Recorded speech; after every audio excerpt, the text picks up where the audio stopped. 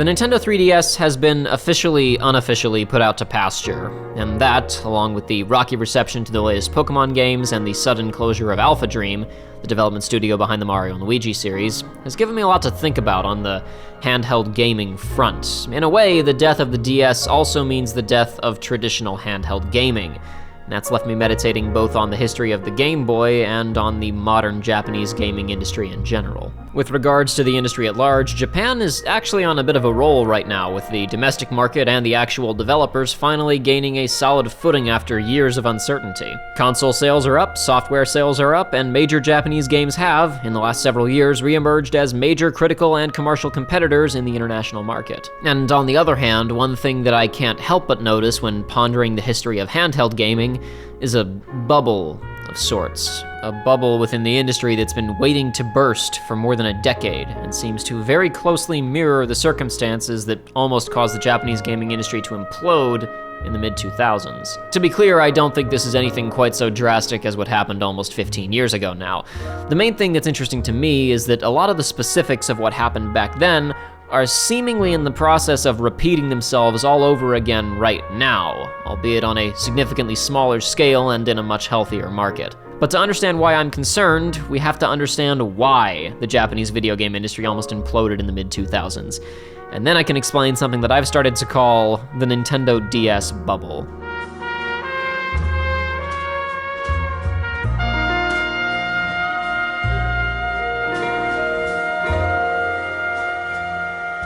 There were a bunch of factors conspiring against the Japanese video game market as the industry moved into the 7th console generation, but if you were in a hurry and unwilling to elaborate, it could pretty much be summed up as Sony ruined it for everyone. But we'll get to that. Let me lay the stage for you real quick. Basically, the PlayStation 2 printed money and it was a relatively easy to use and powerful platform, and in terms of scaling up from the PlayStation 1 to the PlayStation 2 on the development end, things weren't too terribly difficult. Plenty of Japanese developers were able to take their franchises that had been big hits in the previous generation and carry them over to the new hardware mostly seamlessly.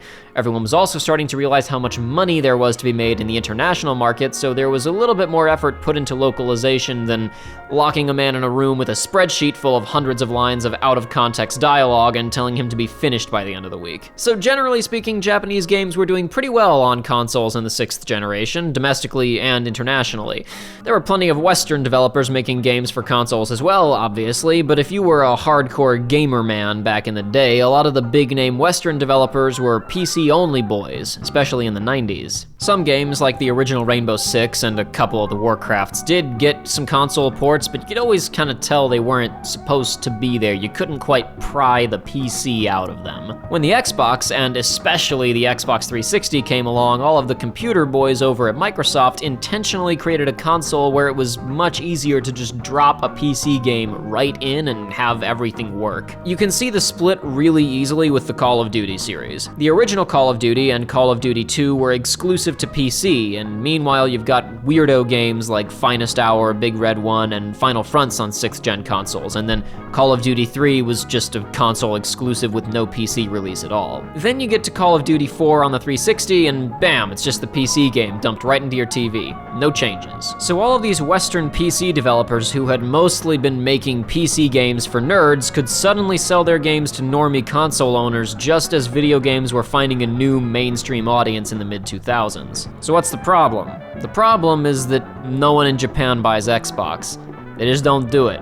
And the boys and girls over at Sony Computer Entertainment were about to do some really stupid stuff. Keep in mind that the level of hubris in the PlayStation offices during this time period was astronomical in a period when the video game industry in general was already trying to get away with some supreme idiocy. Remember when Ken Kutaragi said that their goal with the PlayStation 3 was for consumers to think to themselves, I will work extra hours to buy one, and then when it did come out a year after their primary competitor, it was $600. The 360 was half that, just FYI. Way past cool. Now, things would mostly work out for Sony and their George Foreman Blu-ray player in the big scheme of things, but some of their more questionable decisions still had a severe impact on the Japanese gaming industry. See, the transition to the next generation of gaming consoles probably would have been hard enough for developers. The simple fact of the matter is that making games in high definition is more expensive than making stuff in standard definition. It just is. Gotta make the textures look better, gotta make the models look better, and everything gets more expensive real fast.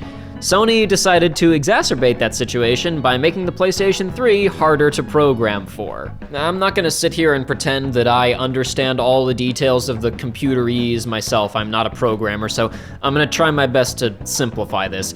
Basically, Sony prioritized power over usability and employed a cell processor in the PlayStation 3 that flat out made it harder to program games compared to the PC or the Xbox 360. If you ever wondered why games like Bayonetta ran better on the 360 than on PlayStation 3, even though the PS3 was technically more powerful, that was why. It was just harder to use from a developer's perspective, as PlayStation boss Kaz Hirai admitted, and kind of bragged about, because I guess having as much money as PlayStation did after the previous gen makes you turn stupid. Anyway, so we've got escalating development costs compounded by the fact that the PlayStation 3 dramatically increases the amount of time needed to program a game.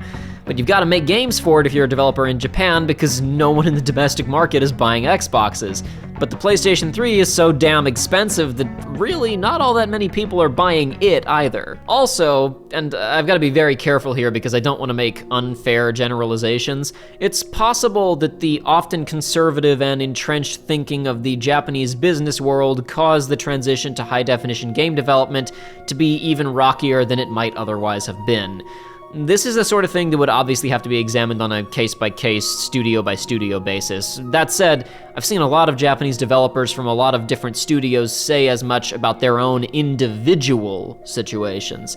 I've seen more than one interview with a Japanese developer where they talk about how a team did not update their development style to reflect the changing technology and costs, and tried to continue making games the way that they'd always made them, even though those methods weren't as viable anymore. The fact that those aren't isolated, wholly unique situations makes me think that it must have happened with some frequency.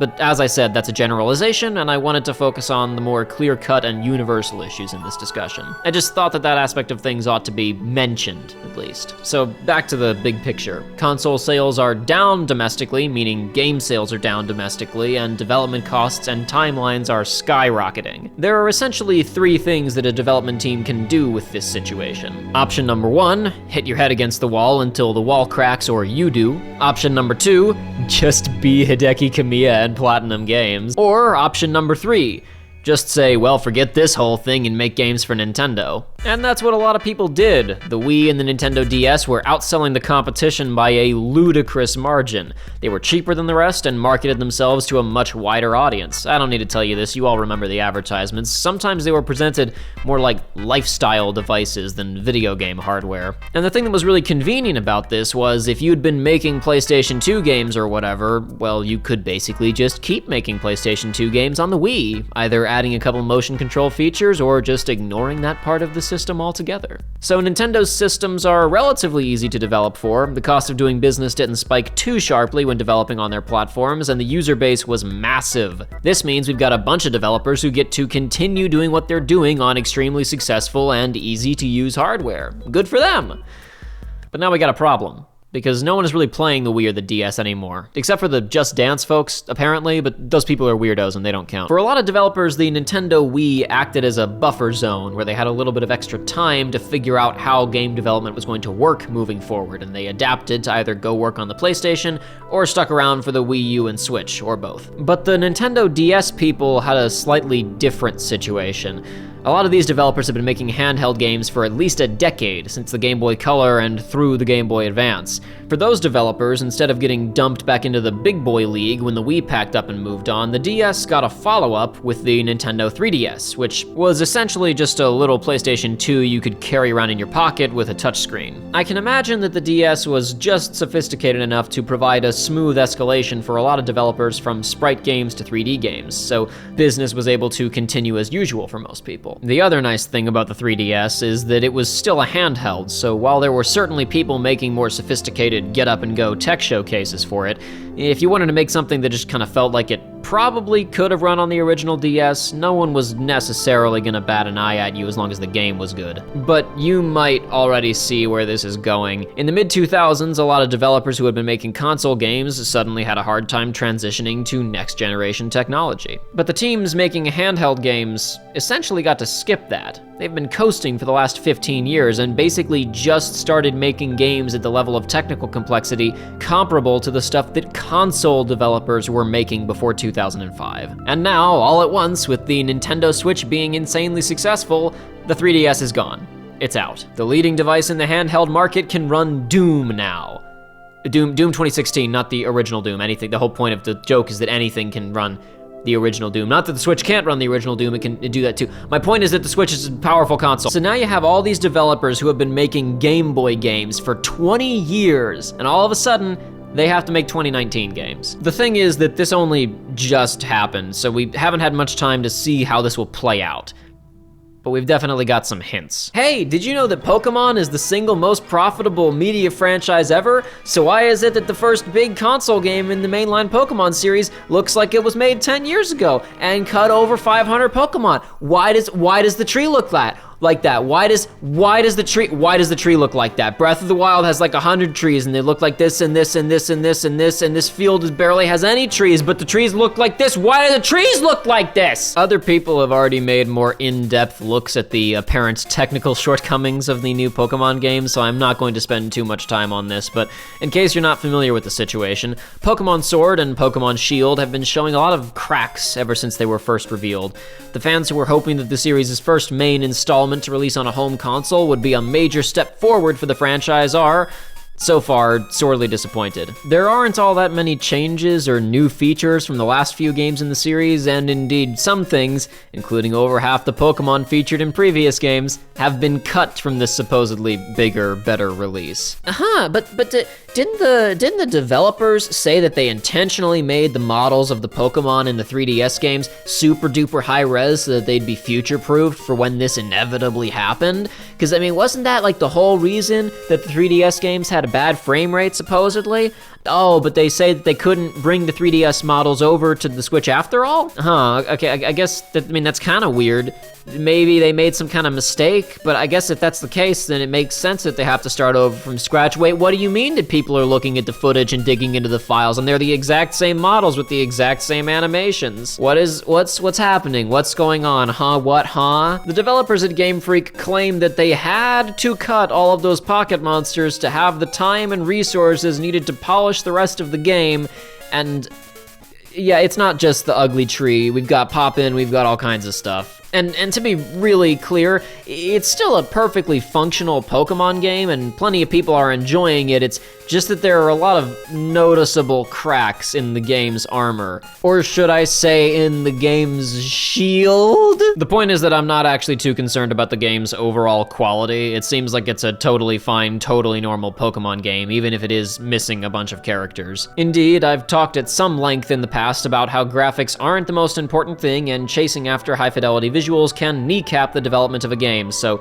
it'd be awfully hypocritical of me to get behind a microphone and say that the new Pokemon is bad because a tree. What I'm more concerned about right now is, why did this happen? Why does the latest and greatest release in the Pokemon series, the first time that a main series game has had the opportunity to truly shine on a console, look like a PSP game? Well, since money probably isn't the problem, my guess is that it's a combination of two factors. The first one is that this game is being made by a relatively small team that has, since the mid-90s, been working almost exclusively on handheld games. The second factor is somewhat unique to this particular case, which is that if they're having difficulties, it doesn't matter and the game can't be delayed because a Pokemon game isn't the only Pokemon product. Pokemon games have strict timelines because there's also merchandise and a TV show and movies probably, and Nintendo ain't got nothing else to push Switch Lights this Christmas season, so damn it, get the game out. And this is, a weird enough situation already, considering that Nintendo is usually synonymous with polish, and Pokemon games should have all the money in the world, so if the cracks are showing in a mainline Pokemon title, I wonder how this whole phenomenon is going to impact other studios that develop handheld games. I suppose I would really need to see some hard evidence that there's a trend here before I felt confident saying that there's actually a bubble. Alpha Dream has declared bankruptcy. Hey, there's a bubble. Oh, what's this? Another developer that exclusively makes handheld games.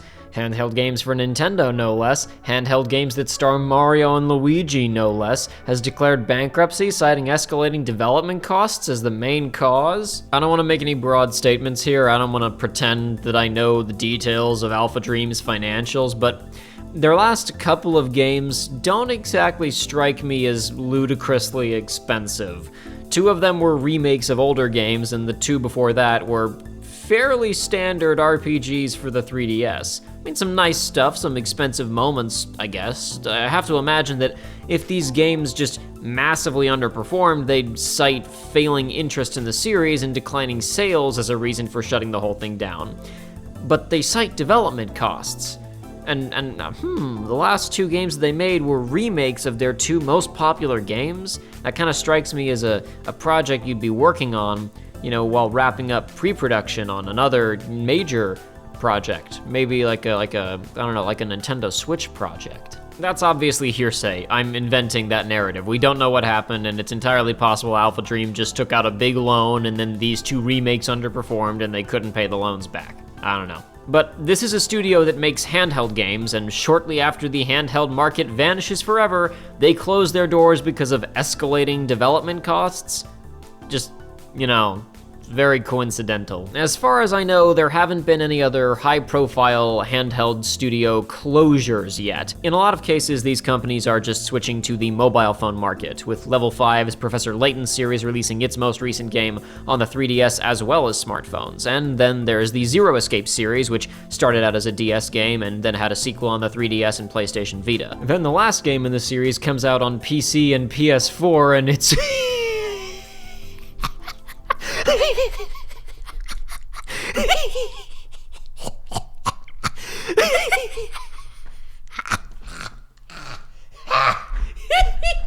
But this whole thing isn't something that I've really been actively paying attention to or looking for until just recently. I'd noticed some instances of games coming out a little bit undercooked, like the new Pokemon game, but Alpha Dream suddenly shutting down is definitely making me want to turn a keen eye towards this front. I imagine that in the near future, we're going to see a lot more studios or teams known for handheld games either struggling to make the transition to console development, pivoting to smartphone games, or possibly bowing out altogether. And this is just really interesting to me because I wonder if there was this mindset that the handheld industry would just kind of go on forever, and that whole thing was just kind of thrown out the window when the Nintendo Switch came along and said we can just do both at the same time. And to be clear, I don't want to make it sound like this is a complete and total meltdown disaster. There are plenty of people who will make the transition and have already made the transition smoothly, of course, but as I just said, I just find this whole situation really fascinating. Now that we're in an era where the Unreal Engine finally has proper Japanese documentation and support, we're seeing a bunch of these struggles that Japanese developers faced over the last 15 years being mitigated. But even as Japanese games have roared back into international prominence over the last few years, it seems like that harsh PlayStation 3 transition is still going to come back to haunt some developers.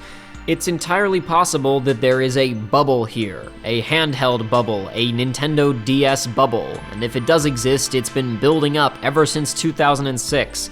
And if it does exist, I'm afraid that it's only just beginning to burst.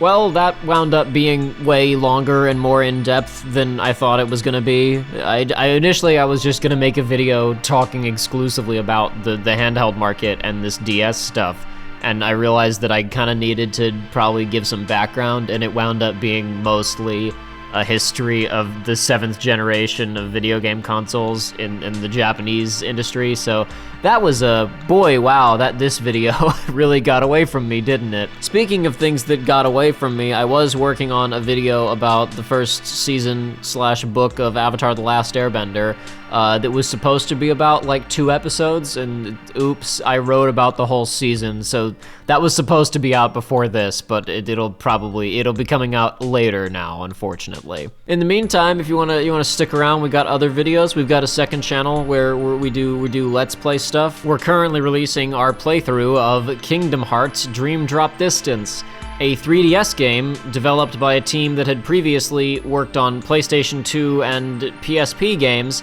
and who, after working on this particular 3DS game, went on to work on some PlayStation 4 games. What a coincidence. Where have I heard about this before? Our playthrough of Kingdom Hearts 3 will also be releasing soon. You can swing by our second channel research runs for details on that and other goings-ons. Alternatively, stick around here. Got lots of good videos and more good videos coming out soon, including the aforementioned Last Airbender video, though there'll probably be a couple of shorter, more manageable projects before that one, I would imagine. Anyway, thank you for watching.